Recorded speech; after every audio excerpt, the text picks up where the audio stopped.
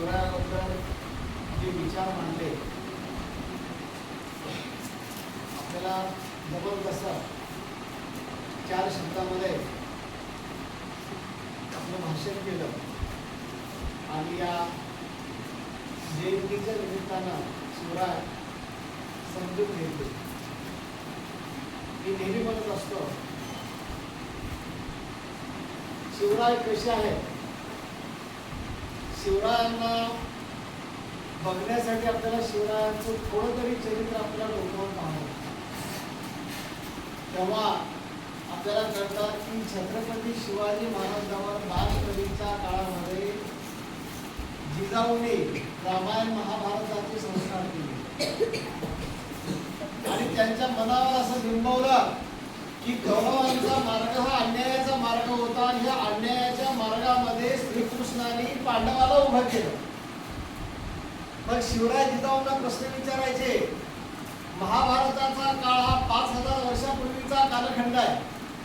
त्याच्या अगोदर प्रभू रामचंद्र होऊन गेले. ज्या प्रभू रामचंद्रांनी लंकेला जाऊन रावणाचं पारिपत्य केलं. मग आजच्या काळामध्ये रावण कोण? तर तेव्हा जिजाऊ त्यांना उत्तर द्यायच्या, आजच्या काळातले रावण म्हणजे हे गुणवंत झालेले फ्रेंच, यवन, आदिलशहा, निजामशहा, पोर्तुगीज. आणि एवढंच नाहीये, या परकीय सत्ता तर आपल्या स्वकीय लोकांना त्रास देतच होत्या, याशिवाय स्वकीय सुद्धा होते की ज्यामध्ये खंडोजी कोपडे, राजेगावचा पाटील अशा ज्या वतनदारी देशमुखी की ज्यांनी निजामशाहीच्या पदरी आपली चाकरी घाट ठेवली होती आणि आपल्या जनतेवर अन्याय आणि अत्याचार करत होते, यांचं पारिपत्य तुला करायचं.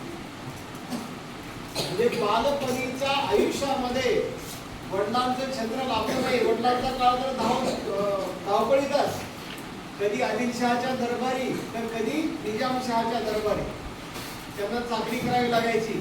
म्हणून त्यांनी बाल शिवाजीला आणि जिजाऊला पुण्यामध्ये ठेवलं.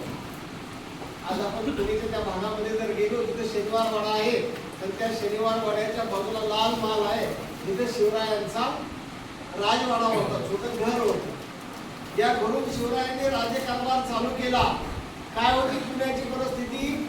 तर आदिलशाहीचा सरदार मुरार जगदेव जो हिंदूच, पण या मुरार जगदेवला काय केलं होतं? तिथल्या सगळ्या जनतेला जंगलामध्ये डोंगरामध्ये उचलावून लावलं होतं आणि त्या वेशीवर लोखंडी पार म्हणतो की नाही, ती पार रोवली होती आणि सांगितलं होतं की खबरदार कोणी जरी शेतकरी शेती कसायला जर या ठिकाणी आला तर त्याचं घड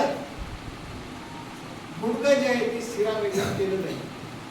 तुम्ही निदास करत होती. या जनतेमध्ये विश्वास निर्माण करण्याचं काम छत्रपती शिवाजी महाराजांनी केलं आणि नांगराला सोन्याचं फाळ लावून तिथली म्हणजे कसबा पेठेतली जमीन स्वतः शिवराय आणि जिजाऊने कसायला प्रारंभ केला आणि सगळ्या शेतकऱ्यांना सांगितलं की आता भांडारातून ज्यांना जे आवश्यक पाहिजे, धान्य, कोठारामधून जे काही शस्त्र साधने, बैल जोडी पाहिजे असेल ते त्यांनी येऊन घेऊन जायची आणि आनंदाने शेती करायची.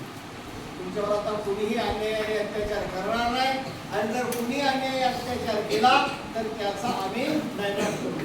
हा विश्वास जो आहे तो छत्रपती शिवाजी महाराजांनी जनतेमध्ये ठेवला. अशा किती कथा सांगायच्या. म्हणजे शिवरायांचं चरित्र हे रोमांचकारी कथेनं भरलेलं आहे. बघा, आपण शिवरायांना देवत्व बहाल करून मंदिरामध्ये निघून बसवायचं आणि त्यांनी जे आपल्या हिंदुत्वासाठी कार्य या मायभूमीमध्ये निर्माण केलं ते कार्य करायचे की नाही? 350 वर्षापूर्वीचा कालखंड आहे की ज्या 350 वर्षापूर्वीच्या कालखंडामध्ये या भूमीमध्ये इस्लाम इथला काफिर म्हणजे हिंदू संपवायचा या उद्देशानं पेटला होता. एकही हिंदू बियालाही इथं शिल्लक ठेवायचा नाही. म्हणजे वादळ सुटल्यानंतर त्या वादळामध्ये म्हणजे हा फॅन लावून बघा तुम्ही, हा फॅन जर आपण लावला तर हा दिवा तेवढ राहील का? तो विझेल. अशा प्रकारचं वादळ त्या कालखंडामध्ये निर्माण झाले होतं. उत्तरेमध्ये मोगलशाही आणि अहमदनगरची निजामशाही, विजापूरची आदिलशाही, बिदरची बरीदशाही, अशा सगळीकडे शायाला उदय झालेला होता.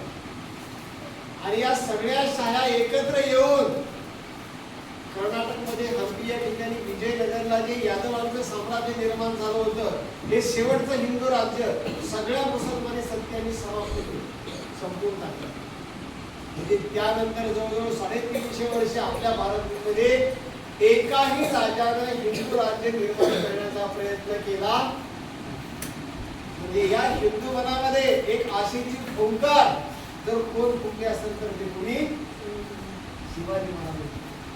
म्हणून उत्तरेमधला जो कवी आहे, जो जेव्हा छत्रपती शिवाजी महाराजांमध्ये राज्याभिषेकाच्या प्रसंगी रायगडावर आला, त्यानंतर तो इथं राहिला, त्यांनी महाराजांच्या चरित्राचा अभ्यास केला, महाराजांना जवळून पाहिलं, महाराजांच्या कार्याची अनुभूती घेतली आणि या सगळ्या माध्यमातून त्याने लिहून ठेवलंय.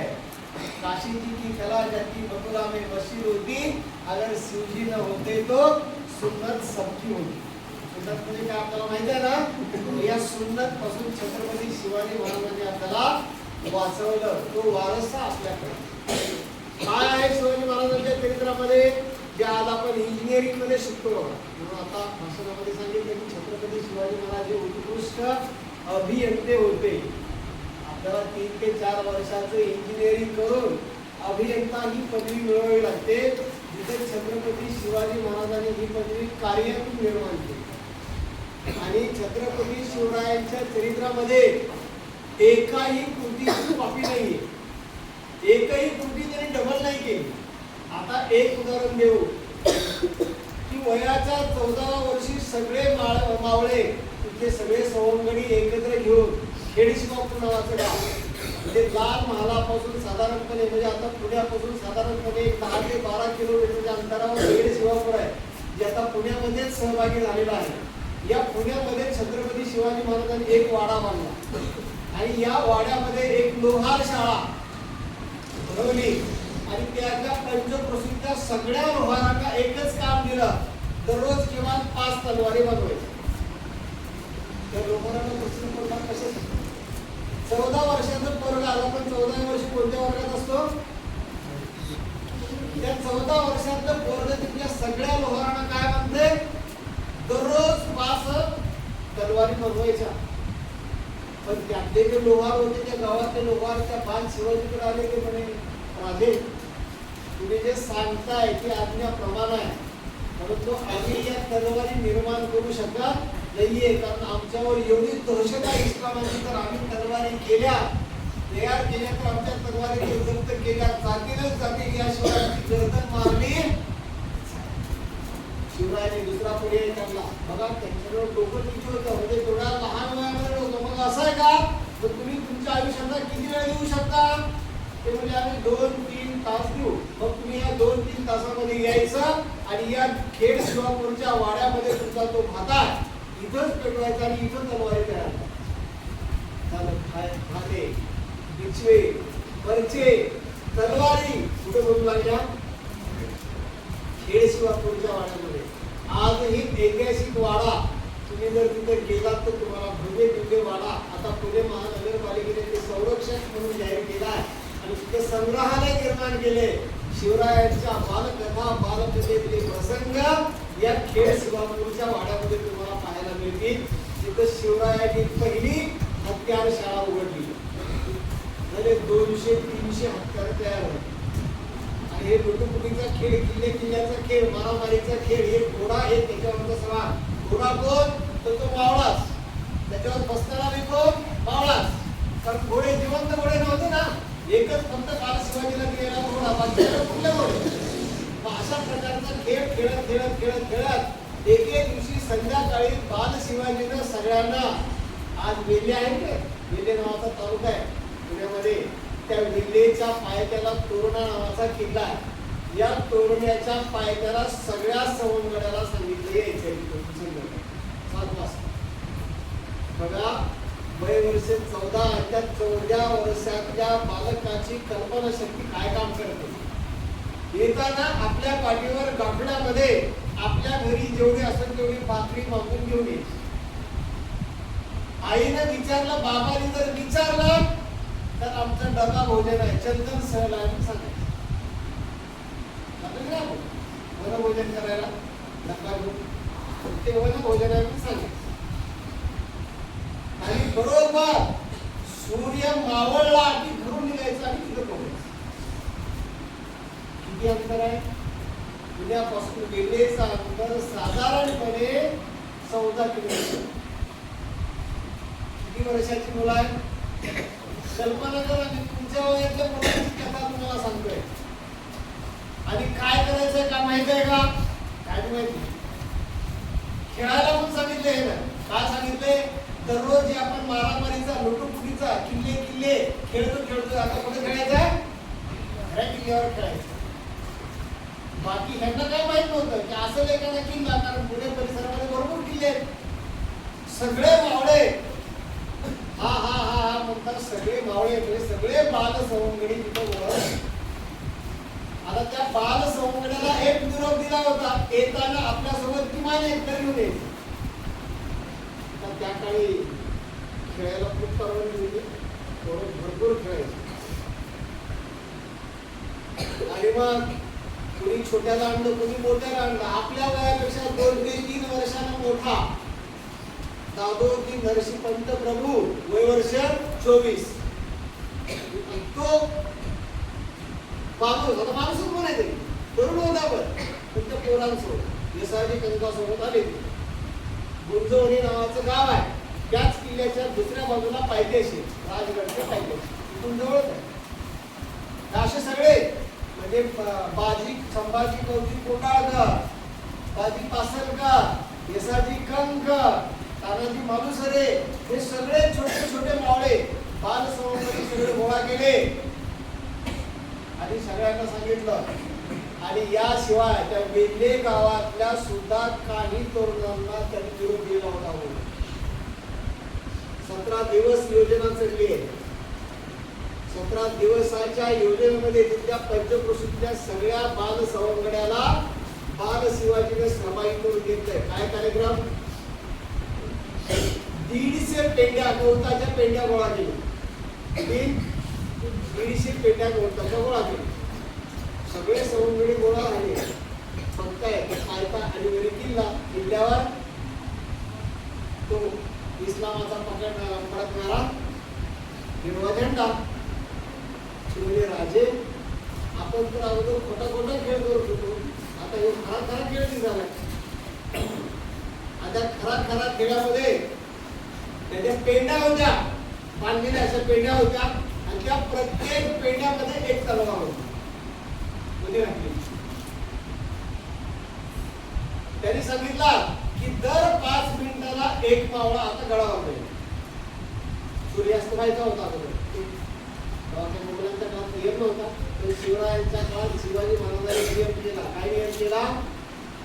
सूर्योदय झाला की गडाचा दरवाजा उघडणार आणि सूर्यास्त झाला की गडाचा दरवाजा बंद. तेव्हा काही नियम नव्हता, तेव्हा करत होता कार्यक्रम. दादा काय सांगितलं? त्या एक पेंड्या घेऊन गडावर जायचं. जर दरवाजामध्ये त्या द्वारपालाने आळवलं तर रखवालदारानं सांगायचं लखवालदाराचं नाव आणि गडावरच्या जनावरांसाठी किल्लेदारांनी आम्हाला पेंड्या आणायला सांगितल्या. एक पेंडी कुणाजवळ 2 पेंडी. आता पहिला भाडेकरी आला दरवाजामध्ये, किल्लेदारानं त्याच्या गाईला पेंडी आणायला सांगितलं. असं का? ठीक आहे. शिव माझाच मित्र आहे, मला एकट्याला महाराज साहेब म्हणत होता म्हणून याला पण सोबती आणलं. खरं का रे? तिसरा कुठे निघाला? तिसरा तो पण आला सोबत. त्याला पण त्याच्या घरी काय खायचं नव्हतं, एक भाकर करते पण खरं रे. किल्ल्यामध्ये गेल्यानंतर कुठं चढून बसायचं हे पण सांगितलेलं होतं. योजना पण पक्की सांगितलेली होती.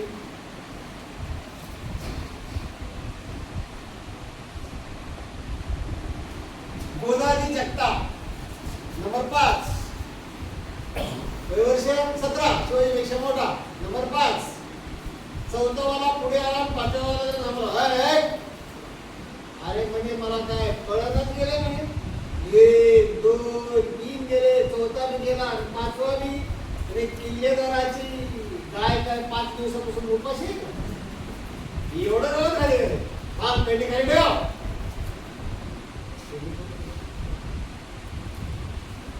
त्या गोदारी जगतापला शिवरायांनी सांगितलेलं आठवतं, राजे जर अडवला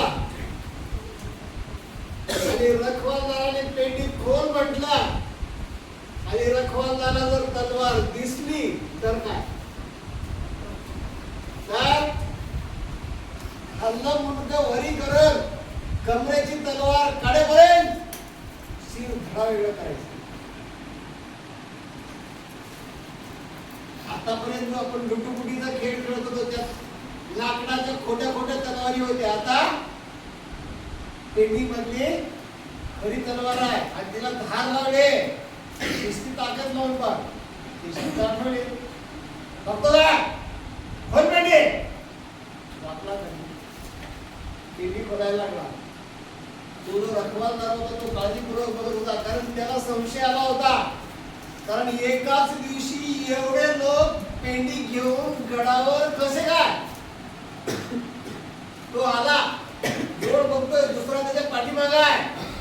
दुसऱ्या पाठीमागे पेंडी सोडली आणि सोडून तो असा उकलला, त्याच्या बरोबर हातात तलवार आणि शिर धडा वेगळं झालं आणि मागचा माग सरकतोय. तोपर्यंत मागच्या मावळ्याने दुसऱ्यानं छाताळात तलवार खुपसली. दोन्ही रखवाल जाग्यावर खलास. वरले दोन जे होते ते तिथं उभा टाकले आवाज, कारण त्यांना दिसलं रांगच आहे, पाठीमागून येणारी रांगच आहे. आणि बघता बघता दीडशे सगळे बालसवंगडी त्या किल्ल्यावर आले आणि अर्धा तासामध्ये किल्ला, कारण तिथं कुठल्याही सरदाराला किल्लेदाराला कल्पना नव्हती की अशा प्रकारची युक्ती आणि कृती होईल आणि किल्ला ताब्यात. म्हणजे बाल शिवाजी तोरणा किल्ल्यावर येण्याच्या अगोदरच्या दीडशे बाल सवंगड्याने तोरणा किल्ला ताब्यात घेतला होता. सदर घटना पंचक्रोशीमध्ये घडल्या. हजारोच्या संख्येनं सगळे लोक लाल महालाच्या समोर त्या चावडीवर काय घोषणा? जय भवानी, हर हर महादेव. जय शिवाजी नव्हता, कारण जय शिवाजी जिवंत आहे ना. आपल्याकडे जीवन नसलं की दौलतराव जिंदाबाद म्हणत नाही म्हणतो.